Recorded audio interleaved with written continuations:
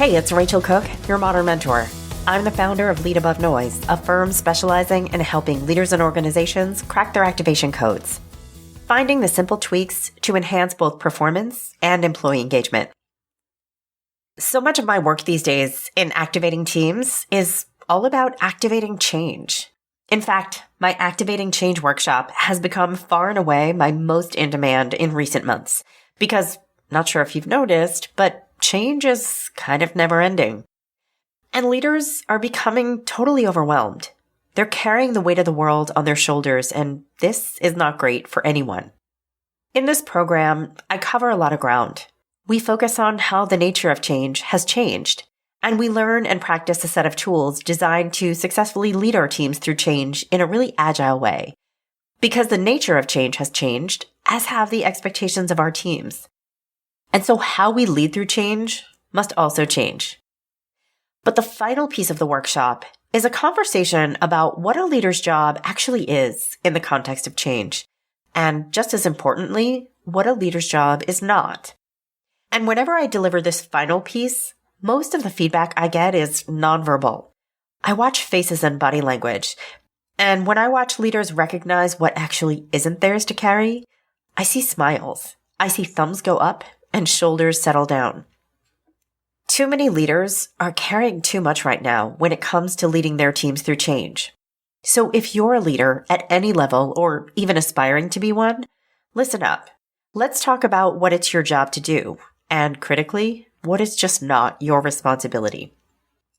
So first, it is your job to offer vision, but it is not your job to know the whole roadmap. When I started learning about change management in the earliest days of my career, there was an assumption that the role of the leader was to claim a vision and then build the detailed plan to get there. Then, and only then, would the leader begin communicating to their team. Today, though, the reality has shifted. Leaders are implementing changes in a super complex world, filled with Gen AI and hybrid workforces and DEI and ESG, and it's no longer possible to believe that a single leader has what it takes to build the smartest plan alone. Great change leaders today are the ones recognizing their role is to declare a vision, to point toward a North Star and say, that's where we're headed, but let's work together to build the best plan to get us there. Vision, by the way, isn't just for the senior-most leader to have. Setting vision cascades down to frontline leaders too.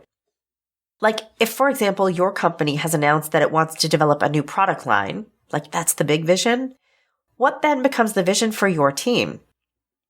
Maybe for your team, it's about learning a new technology, or researching a new market, or acquiring new talent to fill capability gaps, all in service of that big vision. Whatever level you're sitting at or aspire to sit at, start with just a clear direction, but let the conversation begin before you have figured out all the steps. Next, it is your job to demonstrate empathy, but it is not your job to ensure everyone's happiness. There's a lot of talk today about the importance of empathy, and some leaders are confusing that with the need to ensure that everyone's happy. The reality is hard decisions are a part of doing business. And as a leader, it's not your job to avoid or to try to hide the hard. It's your job to be kind and thoughtful about how you manage to implement it. Maybe your organization has announced layoffs, which is literally no one's favorite thing. As a leader, you know your team won't like it, but it's not your job to spread whipped cream on top of a hard choice. Instead of either pretending it's great news or just avoiding it so as not to hurt feelings, start by putting yourself in your team's shoes and ask yourself, what might they need to hear from you?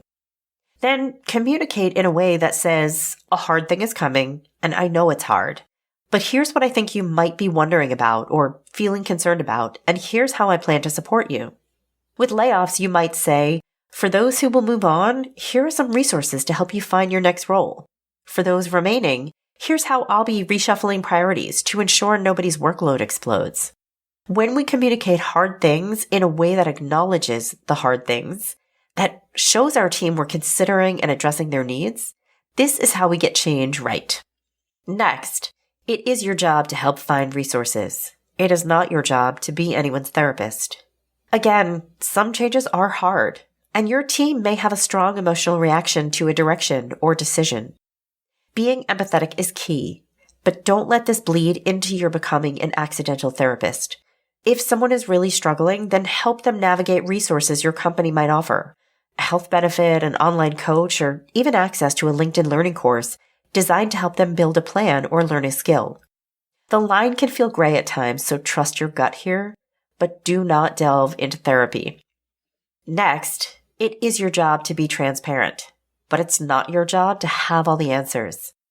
I see some leaders get overwhelmed by change because they never have answers to all the questions coming their way. So please understand, nobody expects you to. Your job is to hear their questions, to acknowledge them, to answer what you can, or tell them, I do have that information, but I can't share it yet. And sometimes it's simply to say, great question. I don't know yet, but I will circle back as soon as I do, and then circle back. And when you have nothing to say that. No news is good news is one of the worst bumper stickers I have ever seen. No news is actually scary, and people create their own stories. So just keep your teams posted and hold yourself accountable to following up. And finally, it is your job to stand behind decisions. It's not your job to agree with every decision. The truth is you're not going to like every decision that's made. You may hate the layoffs or the new product strategy or the new patient engagement survey. But as a leader at any level, the worst thing you can do is tell your team this. It is super damaging to say something like, hey team, I know this really sucks, but we got to do it anyway. If you don't love a decision, at least make sure you understand it. And if you simply cannot get behind it, like a choice has been made that pinches your integrity, then you may need to step away. Don't pretend to love something, but do show respect to the choice that's been made. There's plenty more to understand about leading change today, but hopefully these 5 principles give you a clear starting place. Just wondering, is there anything you're now feeling ready to give up or let go of? I would love to hear about it. Join me next week for another great episode. Until then, visit my website at leadabovenoise.com if your organization is looking to crack its activation code, dialing up performance and employee engagement. You can follow Modern Mentor on Apple Podcasts, Spotify, or wherever you listen to podcasts. Find and follow me on LinkedIn. Thanks so much for listening and have a successful week. Modern Mentor is a quick and dirty tips podcast. It's audio engineered by Dan Firebend. Our director of podcasts is Brandon Getchis. Our podcast and advertising operations specialist is Morgan Christensen. Our digital operations specialist is Holly Hutchings. Our marketing and publicity assistant is Davina Tomlin, and Cameron Lacey is our marketing contractor.